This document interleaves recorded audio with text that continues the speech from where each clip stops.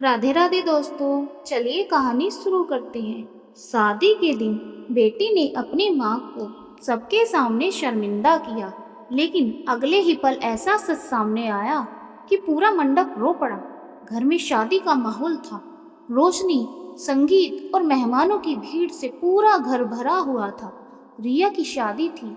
रिया अपने कमरे में दुल्हन बनी बैठी थी, लेकिन उसकी नज़र बार बार अपनी माँ सुनीता पर जा रही थी।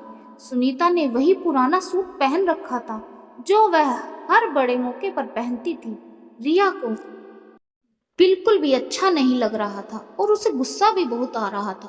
माँ, आज मेरी शादी है, कम से कम आज तो नया कपड़ा पहन लेती। क्या यह पुराना सूट पहनकर बैठ गई हो? सुनीता मुस्कुराई। बेटा, मेरे पास यही सबसे अच्छा है। रिया धुंधलाकर बोली। आप हमेशा ऐसा ही करती हो, हर जगह मुझे शर्मिंदा कर देती हो। यह सुनकर सुनीता चुप हो गई।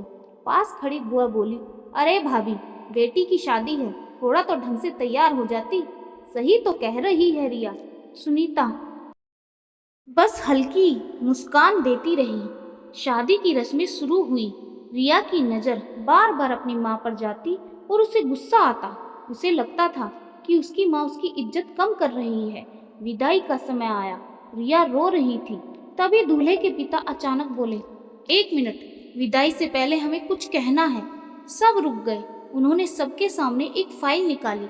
आज मैं एक सच सबको बताना चाहता हूँ। रिया हैरान थी।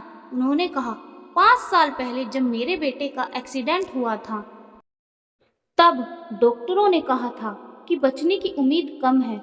उसी समय एक महिला ने अपने गहने बेचकर इलाज के पैसे दिए थे। पूरा हॉल शांत हो गया। रिया ने पूछा, कौन थी वो? दूल्हे के पिता ने सुनीता की तरफ इशारा किया।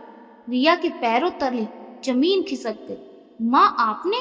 सुनीता ने धीरे से कहा, हाँ बेटा, उस दिन अगर मैंने मदद नहीं की होती तो शायद आज यह रिश्ता ही नहीं बनता। रिया रो पड़ी यह सुनकर। तभी दूल्हे की माँ बोली, और जानते हो, जिस पुराने सूट के लिए तुम इन्हें शर्मिंदा समझ रही थी, यह सूट इन्होंने इसलिए संभाल कर रखा क्योंकि इसी सूट में तुम्हारे पिता ने इन्हें पहली बार देखा था। रिया फूट फूट कर रोने लगी। उसे याद आया कि पिता की मौत के बाद माँ ने अकेले उसे पाला था। माँ ने अपने लिए कभी कुछ नहीं खरीदा, हर बार अपनी खुशी छोड़कर उसकी खुशी चुनी। रिया माँ के पैरों में गिर गई। माँ, मुझे माफ कर दो, मैं आपको समझ ही नहीं पाई। सुनीता ने उसे गले लगा लिया। बेटी, माँ का प्यार कभी हिसाब नहीं मांगता। यह सुनकर पूरा मंडप रो रहा था। उस दिन रिया ने जाना, कभी कभी जो लोग सबसे साधारण दिखते हैं वही सबसे असाधारण त्याग करते हैं।